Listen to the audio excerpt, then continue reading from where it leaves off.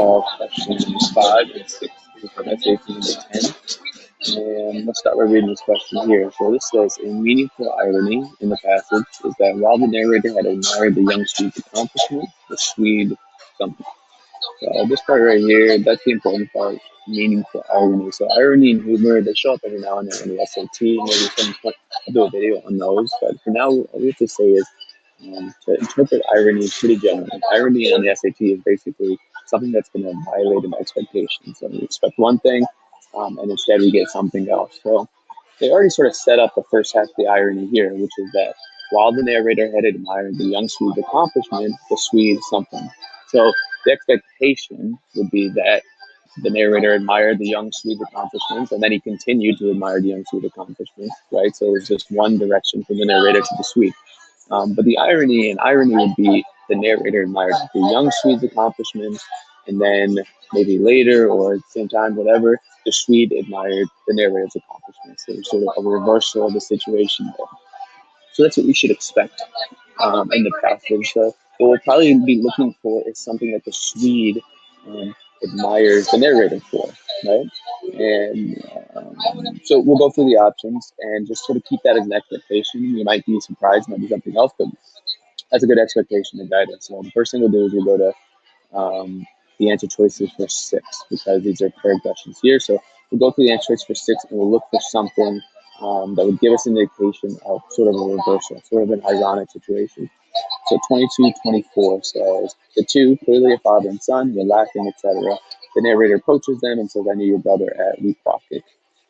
This is not going to be a good choice here. It's just fairly descriptive. It's just a description of the father and the son. There's nothing ironic here, no fate, no contradiction to an expectation. So we can definitely eliminate that answer choice. Next one we have is 34 through 38, right? So this is the Swede saying, so you're the guy, my mother says. And he was, or, so you're the guy. My mother says, and he was such a nice, quiet child when he came to the house. You know who this is? The Swede said to the boy.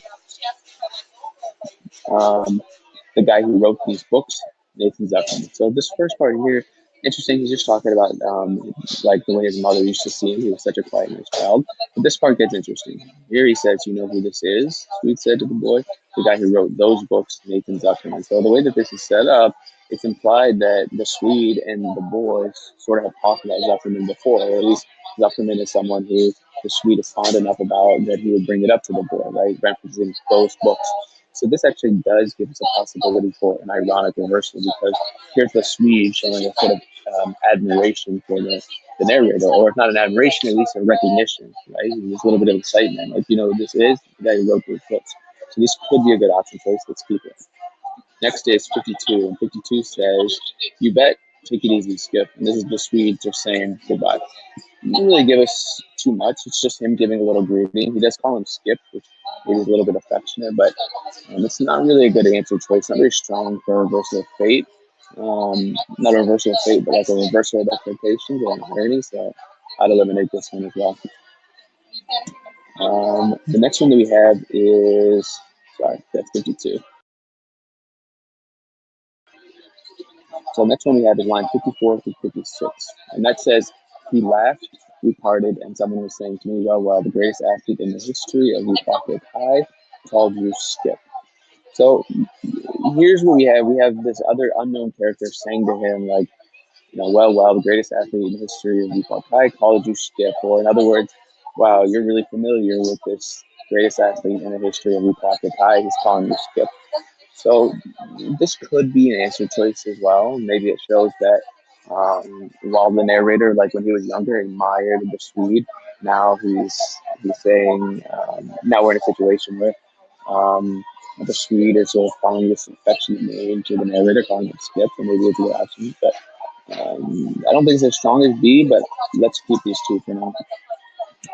And let's go back to the answer choices. So we have these two situations here, right? Either he recognizes him as his author, Zuckerman, or he calls him Skip. We can take that back to this here. So I trained his son to follow in his footsteps. This is the Swede training his son, Chris, to follow in his footsteps. We can eliminate this option. Nowhere in the passage does it say that he's training him in his footsteps. Nowhere in the answer, the text that we have, does he say he's training him to follow in his footsteps. In his footsteps is a pretty bold, strong claim, loud claim is what we'll call it. And there's just really no justification for it, so we can eliminate it. B says appreciated the narrator's accomplishments as an adult. This seems like a good answer choice. We've got two things going for it. One, it's very general. Appreciate general positive sentiments, narrator's accomplishments. It's not that specific. And it could work maybe for B, maybe less so for B, but I think this is a good one to keep for now. C says the Swede had failed to achieve his promise as the years went by. Now, this could possibly be an irony in the passage, right?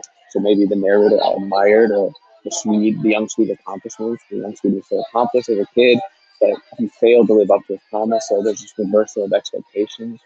So it could work.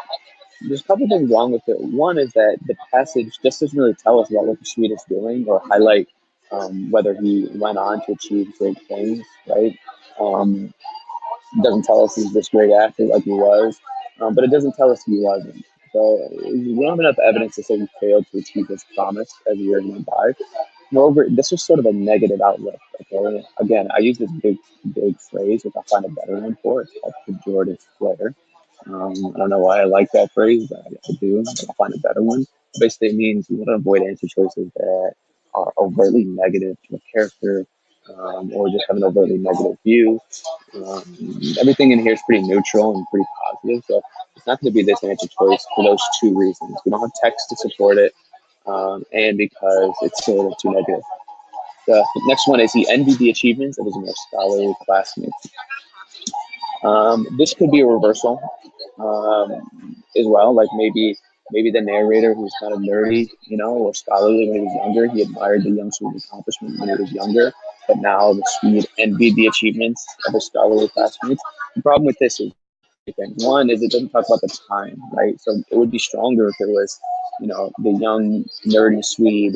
The young nerdy narrator admired the young Swede's athletic prowess, but then there's this reversal where now the Swede is envying the achievements of his scholarly classmates later on, but it doesn't reference the time.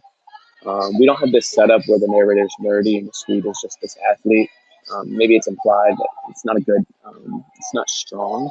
And moreover, the main thing is we just do not have evidence to say that he envied the achievements of his more scholarly classmates. We need some sort of evidence to say man, I wish I was always smart like you or smart like so and so. We don't have that. So get rid of D. So this leaves B as our only answer choice. Appreciated the narrator's accomplishments as an adult. And then we have two options here, B or D, for what could be an appreciation of the narrator's accomplishments. So earlier we said that this one could be it, right?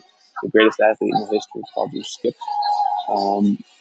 because it shows this reversal, right? He's acknowledging him and giving him this sort of nickname, showing this familiarity with him. The issue is that it doesn't match B, because B says he appreciated the narrator's accomplishment, and a nickname like Skip, that's not really your accomplishment. So for that reason, we can get rid of D, and that just leaves us with B, right? Which is pretty strong to begin with. He's saying you're Zuckerman, you're the guy who wrote those books, and obviously he likes those books. He's fond of the author, he knows who he is. So B and B, our answer choices. We're done.